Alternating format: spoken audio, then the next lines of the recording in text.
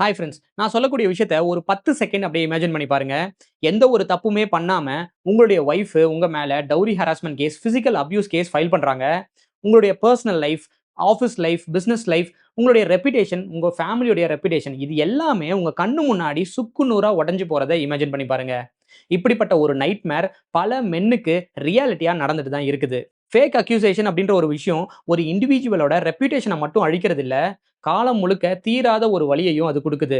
இப்போ அட்டுல் சுபாஷ் அப்படின்ற ஒருத்தருடைய உயிரையும் அது பறிச்சிருக்குது. அட்டுல் சுபாஷ் இந்த பேரை ரீசன்ட் டைம்ஸ்ல நியூஸ் பேப்பர்ஸ், ஆர்டிகல்ஸ், சோசியல் மீடியால உங்கள்ல பல பேர் கேள்விப்பட்டிருப்பீங்க. டிசம்பர் 9 அட்டுல் சுபாஷ் அப்படின்ற 34 வயசான ஒரு சாஃப்ட்வேர் இன்ஜினியர் சூசைட் பண்ணிட்டு இறந்து போறாரு. அவருக்கு பக்கத்துல ஜஸ்டிஸ் இஸ் டியூ அப்படின்ற ஒண்ணு எழுதி வைக்கப்பட்டிருக்குது.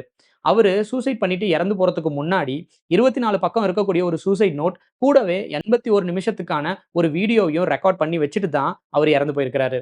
அந்த வீடியோ ரொம்பவே வைரல் ஆச்சு. அந்த வீடியோல பல விஷயங்கள அவரு பேசியிருப்பாரு. சிஸ்டம்ல இருக்கக்கூடிய பிரச்சனைகள், அவங்க போட்ட கேஸ், அதனால கிரியேட் ஆன ஒரு பிரஷர் அப்படின்னு சொல்லிட்டு ஏகப்பட்ட விஷயங்கள அவரு டிஸ்கஸ் பண்ணியிருப்பாரு. அதுல சொல்லக்கூடிய ஒரு முக்கியமான பாயிண்ட் என்ன அப்படின்னா, இந்த கேஸ வித்ட்ரா பண்றதுக்காக அவருடைய ஒய்ஃபும், இன்லாஸ் இவங்க எல்லாம் சேர்ந்து ரூ. 3,00,00,000 டிமாண்ட் பண்ணியிருக்காங்க. அவருடைய மகன பார்க்கறதுக்காக ரூ. 30,00,000 கேட்டிருக்காங்க. அத தாண்டி மந்த்லி மெயின்டனன்ஸ்க்காக ரூ. 40,000லேருந்து ரூ. 2,00,000 வரைக்கும் கேட்டிருக்காங்க. இதனால அட்டுல் சுபாஷுக்கு அதிகப்படியான ஒரு ஸ்ட்ரெஸ் கிரியேட் ஆகுது. அதனால அவர் சூசைட் பண்ணிட்டு இறந்தும் போறாரு. இந்தியாவுடைய டாப் கோச் இப்படிப்பட்ட ஒரு விஷயத்த லீகல் டெரரிசம் அப்படின்னே சொல்லியிருக்காங்க. இந்த மாதிரியான கேசஸ் இந்தியால மட்டும் தான் நடக்குதா அப்படின்னா கண்டிப்பா கிடையாது. வெளிநாடுகள்லயும் இப்படிப்பட்ட கேசஸ் இன்னி வரைக்கும் நடந்துட்டு தான் இருக்குது. ரொம்ப பிரபலமான ஹாலிவுட் ஆக்டரான ஜானி டெப் அவருடைய லைஃப்லயுமே ஃபேக் அக்யூசேஷன் கேஸ அவர் ஃபேஸ் பண்ணிட்டு தான் இருந்திருக்காரு. மேரிட்டல் லைஃப்ல ஃபேக் அக்யூசேஷன் அப்படின்ற கேசஸ் அதிகரிச்சிட்டு இருக்கிற காரணத்தினால விமனை ப்ரொடெக்ட் பண்றதுக்காக கிரியேட் பண்ணப்பட்ட ஐபிசி செக்ஷன் 498A அப்படின்ற ஒரு லா இப்போ மென் மேல ஒரு வெப்பனா யூஸ் பண்ணப்படுதா அப்படின்ற ஒரு கொஸ்டின் இந்த இடத்துல ரைஸ் ஆகுது. ஸோ ஃப்ரெண்ட்ஸ், இன்னைக்கு வீடியோல ஃபேக் அக்யூசேஷன்னா என்ன, 498A லால என்ன சொல்லியிருக்காங்க, இந்த கேசஸ்லாம் ஃபர்ஸ்ட் எதுக்காக ஃபைல் பண்றாங்க, மென்ன சார்ந்த அவங்களுடைய ஃபேமிலி மெம்பர்ஸ் இதனால எந்த அளவுக்கு பாதிப்படைகிறாங்க அப்படின்ற ஒரு கம்ப்ளீட் கேஸ் ஸ்டடியை தான் இன்னைக்கு வீடியோல நம்ம பார்க்க போறோம். அது மட்டும் இல்லாம ரொம்ப ஷாக்கிங்கான சில ஸ்டாட்டிஸ்டிக்ஸையும் நம்ம பார்க்க போறோம். So without any further delay வீடியோக்குள்ள போலாம்.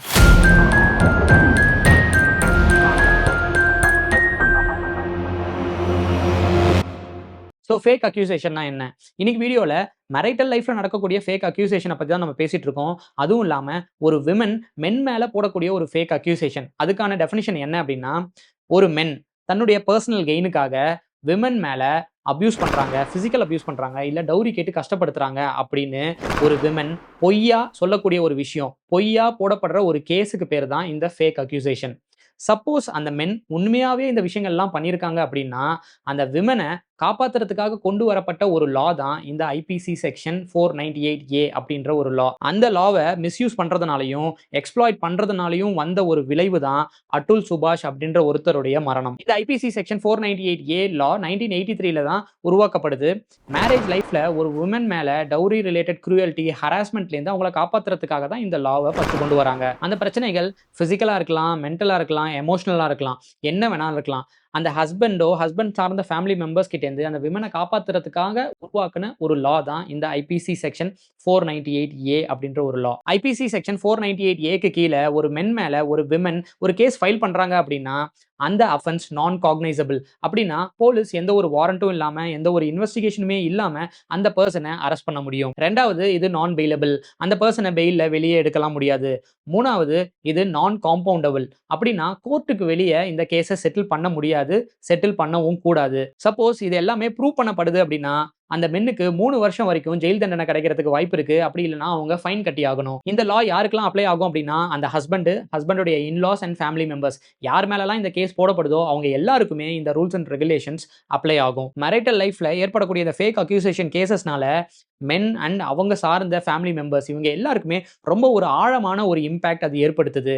காலம் முழுக்க ஒரு தீராத வலியையும் அது கொடுக்குது. ஃபேக்கா அக்யூஸ் ஆன மென் எல்லாருக்குமே ரொம்ப சிவியரான ஸ்ட்ரெஸ், ஆங்ஸைட்டி, டிப்ரெஷன் இது எல்லாமே இருக்கும். பப்ளிக்கா அவங்களுக்கு ஏற்பட்ட அந்த அவமானம் அவங்களுடைய செல்ஃப் வொர்த், அவங்களுடைய கான்ஃபிடன்ஸ், ஐடென்டிட்டி இது எல்லாத்தையுமே அழிச்சிரும். பின்னாடி என்னதான் அவங்க இன்னசென்ட் அப்படின்னு ப்ரூவ் பண்ணாலுமே அவங்க அவங்களுடைய நார்மல் லைஃபுக்கு வரது அப்படிங்கிறது ரொம்பவே கஷ்டமா போயிடும். ஷாக்கிங்கான ஒரு ஸ்டாட்டிஸ்டிக்ஸ் என்னன்னா, என்சிஆர்பி டேட்டா படி இந்தியால மட்டும் 498A செக்ஷன்ல ஃபைல் ஆகிற கேசஸ் 70லேருந்து 85% கேசஸ் அக்விட்டல்ஸ் அப்படின்னு சொல்லப்படுது. அப்படின்னா சரியான ஆதாரம் இல்லாம ஃபேக்கா போடப்பட்ட கேசஸ் இது எல்லாமே டிஸ்மிஸ் செய்யப்படுது. ஒரு பர்టిక్యులர் ரிப்போர்ட் ஹைலைட் பண்ணக்கூடிய விஷயம் என்ன அப்படின்னா, ஃபேக்கா அக்யூஸ் பண்ணப்பட்ட பல மென்னுக்கு சூசைடல் தாட்ஸ் வருது அப்படின்னு சொல்லியிருக்காங்க. என்சிஆர்பி டேட்டா படி இந்தியால மட்டும் 33.2% மேல் suicides, family related issues, marital disputes இதனால மட்டும் நடந்திருக்கு அப்படின்னு சொல்றாங்க. 2021ல 1,64,000 சூசைட்ஸ் ரெக்கார்ட் பண்ணப்பட்டிருக்குது.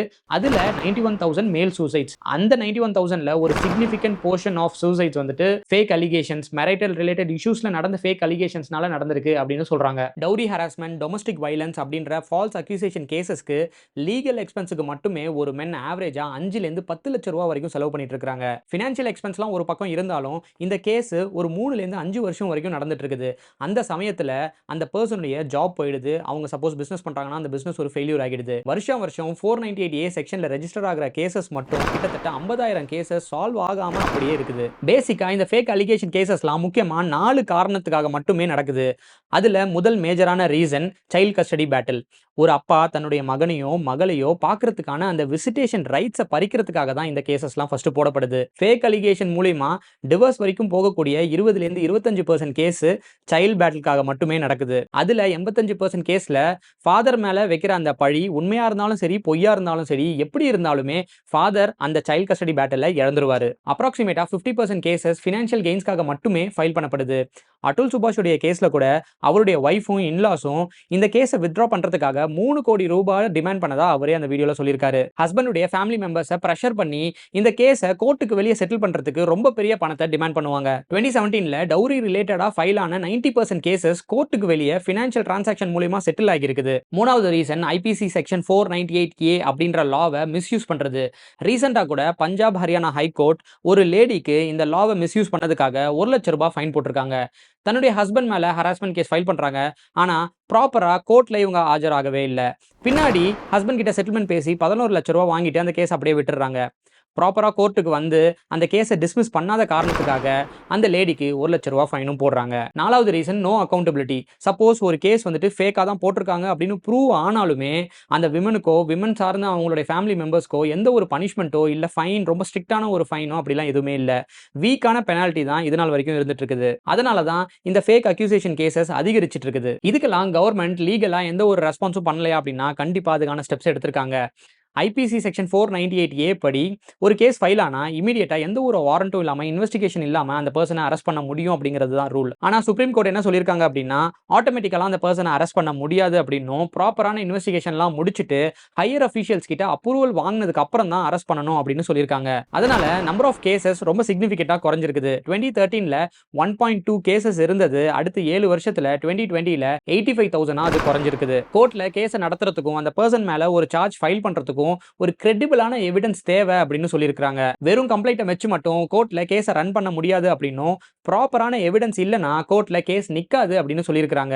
இந்த ரூல் வந்ததுக்கு அப்புறமா 2013ல இருந்து அப்ராக்சிமேட்டா 4,66,000 பெண்டிங் கேசஸ்ல வெறும் 7,258 கேஸ் மட்டும் தான் கன்விக்ட் ஆயிருக்குது.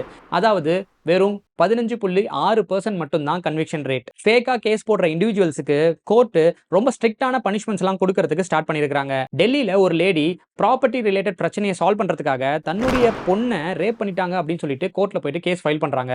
கோர்ட் விசாரிச்சு பார்த்துட்டு அது ஃபேக்குன்னு தெரிஞ்சதுனால அந்த லேடிக்கு 1 லட்சம் ரூபாய் ஃபைன் போட்டிருக்காங்க. மேட்ரிமோனி ரிலேட்டடான ஃபேக் அக்யூசேஷன் கேசஸை ஹேண்டில் பண்றதுக்காகவே ஃபாஸ்ட் ட்ராக் கோர்ட்ஸ் அப்படின்னு ஒன்று இன்ட்ரடியூஸ் பண்ணியிருக்காங்க. ஒரு கேஸை முடிக்கிறதுக்கான டைமை கம்மி பண்றதுக்காகவும் அந்த ஃபேமிலி மெம்பர்ஸோட ஸ்ட்ரெஸ்ஸை கம்மி பண்றதுக்காகவும் தான் இந்த கோர்ட்டை இன்ட்ரோடியூஸ் பண்ணிருக்காங்க. இந்த ஃபாஸ்ட் ட்ராக் கோர்ட் வந்ததுக்கு அப்புறமா பெண்டிங்ல இருக்கக்கூடிய பல கேசஸை க்ளோஸ் பண்ணிருக்காங்க. இந்த மாதிரி ஃபேக் அலிகேஷன்ஸ்ல மாட்டாம இருக்கிறதுக்கு சிம்பிளான சில விஷயங்கள் பண்றது மூலமா நம்மள நாமளே காப்பாத்திக்க முடியும். எல்லாத்துக்குமே எவிடன்ஸ் மெயின்டைன் பண்ணணும். சப்போஸ் சோஷியல் மீடியால ஒருத்தர் கிட்ட நம்ம இன்டராக்ட் பண்றோம் அப்படின்னா அவங்க கிட்ட பேசுற மெசேஜஸ், கால் லாக்ஸ், அதுக்கப்புறம் இமெயில்ஸ் இது எல்லாத்துக்குமான ப்ராப்பரான ஒரு எவிடன்ஸ் மெயின்டைன் பண்றது ரொம்பவே நல்லது.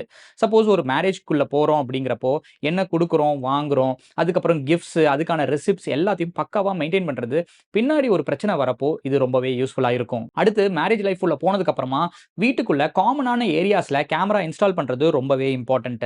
ஏன்னா பின்னாடி ஒரு மென் தன்னை இன்னோசென்ட்னு ப்ரூவ் பண்றதுக்கு இந்த மாதிரியான ஒரு ஃபுட்டேஜ் எல்லாம் ரொம்ப இம்பார்ட்டன்டான ஒரு எவிடன்ஸா அமையும். சப்போஸ் நம்ம மேல ஒரு ஃபேக் அலிகேஷன் கேஸ் ஃபைல் பண்ண போறாங்க அப்படின்னு தெரிய வருதுன்னா தயக்கமே இல்லாம ஒரு லாயர் கிட்ட போயிட்டு அவங்களுடைய கைடன்ஸ் எடுத்துக்கிறது ரொம்பவே ஹெல்ப்ஃபுல்லா இருக்கும்.